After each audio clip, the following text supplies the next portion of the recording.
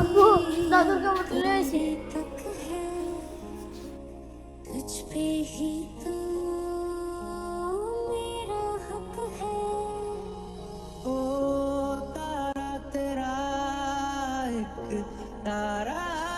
আব্বু আব্বু তুমি তো বাড়িতে যেতেছো গা, দাদুর নিত না। আপনি এত কান্দ করে। পৃথিবীতে সবচাইতে ভারী বস্তু হইলো ছেলের কাঁধে বাবার লাশ, আর শূন্য বকারে মারে হসপিটালে রাইখে আসা যায়। কত কষ্টের এটা তুমি বুঝতে না। আলামিন, সকালে না দেখলাম তোমার আর তোমার মারে হসপিটালে। তোমার মা কো? আম্মা আম্মা আর আপনার মাঝে নাই।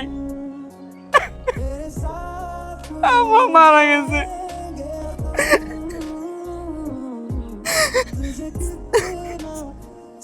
কি বলো তুমি? তোমার মা মারা গেছে? তোমার মা কি আমাদের মাঝে আর নাই?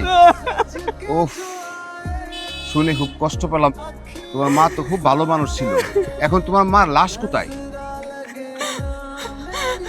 কাকা, আম্মার লাশ এরা রাখিয়ে দিছে।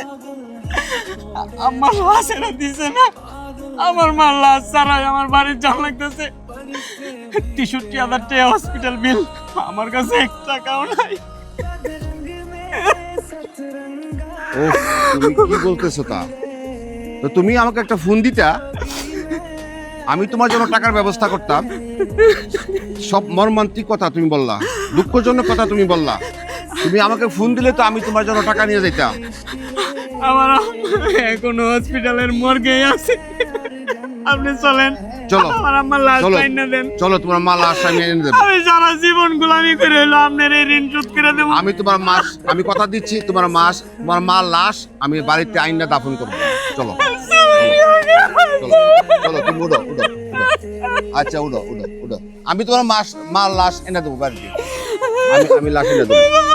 চলো আসো আসো, বিল বিলটা দেখি কত টাকা বিল আসছে, আমি দেখি।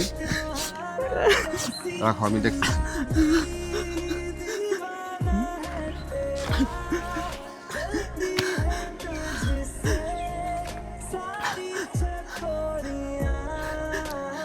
বিলের কাগজ এখানে এইখানে, এই যে বিল, এই যে হ্যাঁ হ্যাঁ 63,000। হ্যাঁ, 63,000 টাকা বিল আসছে, আমি দেখছি। চলো, আমি তোমার মার এই 63,000 টাকা হাসপাতালে বিল পরিশোধ করে তোমার মার এ বাড়িতে এনে আমি দাফন ঠিক করে আছে দেব। কাকা, চলেন। চলো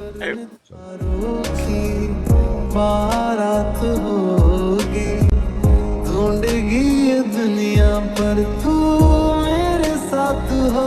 जो तेरे संग लगे रखते वो हमको जला के।